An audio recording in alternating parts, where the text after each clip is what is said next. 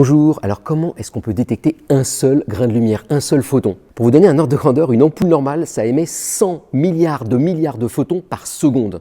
Donc un photon, c'est pas grand-chose. Et je vous présente l'outil magique, un photomultiplicateur. C'est ça qui va permettre cet exploit. Et ce qui est de super marrant, c'est qu'il a été inventé pour la télé et vous allez voir que finalement, c'est les physiciens qui s'en servent. Alors comment marche cet objet? La lumière, elle arrive par ici. Donc imaginez qu'il y a un seul grain de lumière qui arrive là.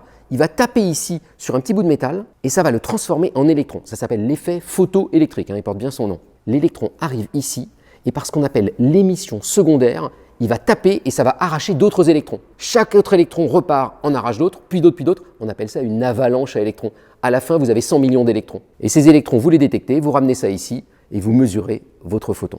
Alors, une des applications au départ, c'était pour la télé quand on voulait aller faire des reportages en extérieur. Vous voyez, on n'avait pas assez d'éclairage de studio et donc on utilisait des outils comme ça pour détecter plus finement la lumière. Mais depuis, c'est surtout utilisé par les physiciens quand ils veulent mesurer de la lumière finement. Et lui, en attendant, il appartient à la réserve du patrimoine de mon université, donc je le remets sagement ici. Bonne journée!